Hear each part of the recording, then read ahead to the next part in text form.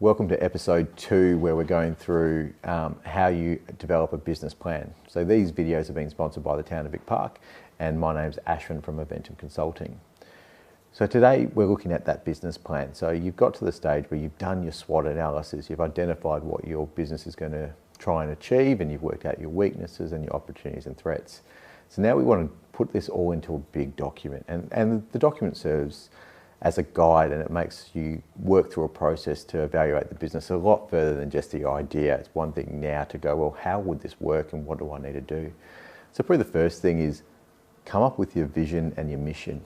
And simply put, that's what are you trying to achieve long term. So what's your big mission and what's your vision of achieving it? So those are big things to ask yourself. So some people, don't spend much time on that, and then they find 3 years or 2 years or 5 years into the business, they don't know where they're going. So it's really important to do that from the start. Now, there's nothing wrong with this changing over time, but it's developing it yourself, and there's lots of guides to help you do that. There's great books, from Simon Sinek or other people out there questioning the why, and that's a good place to start with your mission and your vision.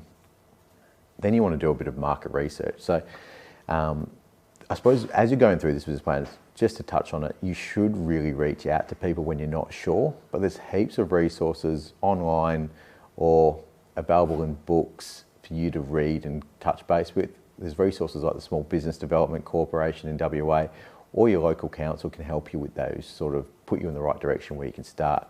And obviously accountants can also help you to an extent. So start with that process and work out what you need to put together. So from a marketing and research point of view, you want to reach out and work out what are you trying to target. And you can't do that without knowing who you're trying to sell to. So for us, we're trying to target startups or businesses that exist, and also individuals that want to understand finance better. So the real key part for us is we want people that want to learn. So that's our identifier to work out if they're the right people for us. So whatever your business is, work out what it is.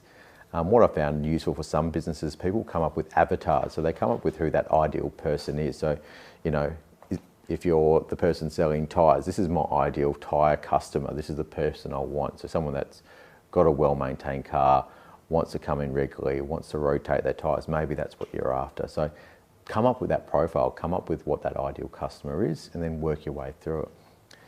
Then the other stuff is obviously, your legality. So making sure your contracts and your invoices and any insurances are taken care of. So, go through all of those steps, and there'll be part of the process of setting it up that you go through that.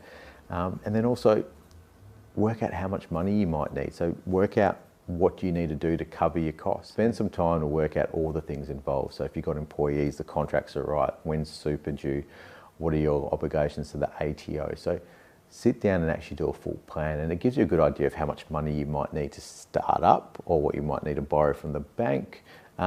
And you also have limits, and you sort of know when you have to come up with the money and when the business might not work for you and it might need to be shut down, because it's always great to have these targets. And working closely with a group of people, whether they're friends or working online or working with your accountant or advisors, is the best way to start. And I can't say enough that, finding out what you have in front of you or knowing your destination is a really important step in your business journey. And if you just start up without doing any of these things, when things come back later, it often leads to a bit of a problem.